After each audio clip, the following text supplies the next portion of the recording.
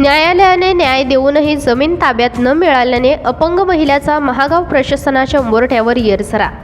ही घटना आहे यवतमाळ जिल्ह्याच्या महागाव तालुक्यातील दहिसावळी येथे शेत सर्वे नंबर 36/2 1 हेक्टर 23 आर व शेत सर्वे नंबर 54 मधील 2 हेक्टर 87 आर एकूण 6 हेक्टर 24 गुंठे जमिनीतून 1/3 हिस्सा मिळवण्यासाठी कोसदनी येथील सौ ज्योती ठाकरे ही मागील कित्येक दिवसापासून न्यायालयाच्या मागे येरझारा करून निकाल न्यायालयाने दिला, परंतु ताब्यात असलेल्या मामा जमिनीचा ताबा देत नसल्यामुळे अपंग महिला गेल्या अनेक दिवसापासून प्रशासनाचे उंबरठे झिजवीत आहे, परंतु न्याय मिळत नाही।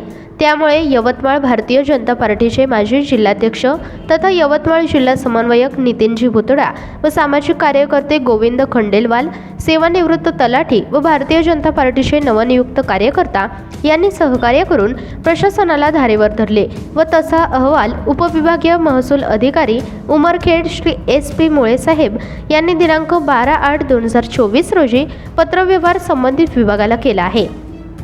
परंतु माझी जमीन मला प्रशासनाच्या सहकार्याने मिळावी यासाठी दाद मागत फिरत आहे, तरी मला प्रशासनाने सहकार्य करावे अशी अपेक्षा करतो। अन्यायग्रस्त महिला काय सांगशाल मॅडम, काय अन्याय झाला तुमच्यावर? नमस्कार, माझं नाव ज्योती प्रमोद ठाकरे आहे। मी आर्णी तालुक्यातील कोसदनी येथे रहिवासी आहे। माझं जमीन दहिसावळी महागाव तालुक्यात आहे आणि माझ्यावर माझे मामा अन्याय करत आहे। 2012 पासून माझी केस न्यायालयात चालू होती। न्यायालयाने आता 2-4 महिन्यापूर्वी मला निकाल दिला, तर मी अर्ज केलेला आहे सगळ्या अधिकाऱ्यांना। हे कोर्टाचा न्याय दिलेला आहे, ऑर्डर आहे माझी, आणि मी अशा पद्धतीचे अर्ज केलेले आहे की शासनाला विनंती केली की माझं मला न्याय देण्यात यावं, पण आजपर्यंत कुठल्याही शासनानं कोणताही ॲक्शन घेतलेली नाही आणि माझ्यावर कोणतंही हे केलेलं नाही आहे। तुम्ही किती वर्षापासून हा 2012 पासून माझी केस चालू आहे आणि आयुक्ताकडे गेली होती। आयुक्त न्यायालयाने माझ्याकडून निर्णय दिला, कलेक्टरनी माझ्याकडून निर्णय दिला आणि दिवाणी न्यायालयाने माझ्याकडून निर्णय दिला। माझे मामा मला धमकी देते, मामभाऊ धमकी देते, तू काय करशील, आमचा पैसा आहे, आमचा पैसा काम करते, ते काय करणार आहे। कुठल्या अधिकाऱ्यानं जर निकाल दिला तर म्हणते हिच्याकडे पाहून निकाल दिला म्हणते, पुढील अधिकारी माझ्याकडे पाहून निकाल देणार आहे का? त्यांना माय बहिणी नाही आहे का त्या अधिकाऱ्यांना? त्यांना आई वडील असे बोलते तर, आणि कोर्टात गेले की असे शिव्या देते, भांडणं करते। साक्षीदार नेले तर मला भांडणं केली, ती मामाने हाताला मुरगाळलं होतं आणि भांडणं केली। मी रिपोर्ट केला तर कुठलाही रिपोर्ट पोलीस स्टेशनवाल्याने ॲक्शन घेतलं नाही, सर्व दाबून टाकली हे प्रकरण। मी करायचं काय? मी दिव्यांग महिला आहे, माझ्यावर अत्याचार करत आहे। मला 2 मुलं आहे आणि दोन्ही मुलाचं शिक्षण याच्या कोर्टामुळं आणि याच्यामुळं सगळं थांबून गेलेलं आहे। याच्यावर मला शासनाने रीतप्रमाणे न्याय द्या। 5 एकर 9 गुंठे जमीन माझ्या हक्काची जमीन आहे, माझ्या ताब्यात देण्यात यावं।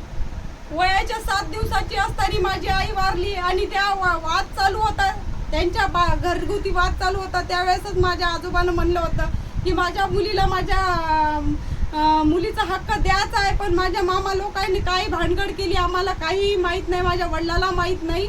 आणि माझी आई यायच्या टेन्शनमुळे मला जन्म दिला आणि माझी आई शासकीय रुग्णालयात नेलं यवतमाळला, तिथं मृत्यू पावली माझी आई। मी कोणाला हे करायचं आहे? माझ्या मागं बी कोणी नाही, पुढं बी कोणी नाही आहे, 2 मुलं आहेत, मी दिव्यांग महिला आहे। सांगा तुम्ही मला, शासनाने पूर्ण मला माझा न्याय देण्यात यावा।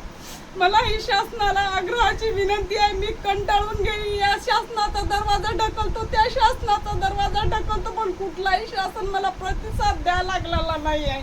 मी करू काय? आणि वारंवार तारखा देत आहेत, 2-3 दिवसची तारीख देते, तारखेला जाणं, तारीख पे तारीख करणं आणि घराकडे येणं। पैसा कुठून पुरणार आहे? मी पैशानं हरली, मनानं हरली, मला मृत्यूशिवाय काहीही पर्याय नाही, मला जीव देण्याशिवाय काहीही पर्याय नाही आहे। माझा हिस्सा मला हक्काचा मला मिळून द्या, ही शासनाला माझी विनंती आहे व तशी विनवणी केली आहे। मी 15 ऑगस्ट 2024 रोजी माझ्या नावावर असलेल्या शेताचा ताबा घेण्यास स्वतः जाणार आहे, तशी मी प्रशासनाला माहितीही दिली आहे। न्याय न मिळाल्यास व माझ्या जीवाचे काही बरे वाईट झाल्यास त्याला जबाबदार प्रशासनच राहील, असा कडक इशारा पीडित अपंग महिलेने दिला आहे। या मुलाखतीदरम्यान कोसदन येथील तंटामुक्ती अध्यक्ष विलास भाऊराव ठाकरे तसेच दत्ता लक्ष्मण ठाकरे, प्रमोद नारायण ठाकरे, विशाल प्रकाश ठाकरे, आशुतोष ठाकरे हे उपस्थित होते. बघूया आपण त्या पीडित अपंग महिलेचे म्हणणे. आणि उद्या 15 ऑगस्ट आहे. 15 ऑगस्टची सगळ्याला तारीख दिलेली आहे. ते जर उद्या हजर झाले नाही याच्यावर सगळ्याला नोटीस आहे. या पद्धतीनं पोचलेली आहे. सगळ्या शासनाद्वारे नोटिसा पोचलेल्या आहे. आणि ते जर उद्या हजर झाले नाही तर माझ्या जीवाला कमी जास्त जर झालं तर ते शासन जबाबदार राहील. माझ्या 2 मुलाचा आणि पतीचं काही कमी त्यानं काही केलं तर त्यांनी शासन जबाबदार राहील. मला उद्या कमी जास्त झालं तर कलेक्टर सरांना दिलं, सगळं एनडीओ सरांना दिलं. अजूनपर्यंत तुमच्याकडे कोणी आलं नाही अजून? कोणीही आलं नाही. माझ्याकडे कोणाचा फोन नाही आला, कुठलं कोणी आलेलं नाही आहे. चौकशी पण केली नाही. अर्ज सांग ना त्याच्यात. सर्वांना सगळ्या लोकांना कलेक्टर साहेबांना अर्ज दिलेला आहे, पोलीस स्टेशनला अर्ज दिलेला आहे, महागाव पोलीस स्टेशन तहसीलदार साहेबाला अर्ज दिलेला आहे, आयुक्ताला अमरावतीला पाठवलेला आहे आणि SP साहेबाला पण अर्ज टाकलेला आहे डिस्पॅचला. कुठलाही प्रतिसाद रिस्पॉन्स आलेला नाही आहे. मी करायचं काय, मी दिव्यांग महिला आहे आणि सर्व पोस्ट माझ्याजवळ आहे. सगळ्यांच्या पोस्ट घेतलेल्या पोस्ट आहे, ओशी पण आहे, सगळ्यांच्या ओशी आहे. मी त्याचप्रमाणे उद्या मी जमीन घेण्यासाठी उद्या शेतातली जाणार आहोत. माझी 5 एकर 9 गुंठे जमीन मला शासनानं नाही दिली तर मी माझ्या जीवनाचं काहीही करू शकतो. याला जबाबदार शासन राहील. प्रतिनिधी किरण मुक्कावार, यवतमाळ.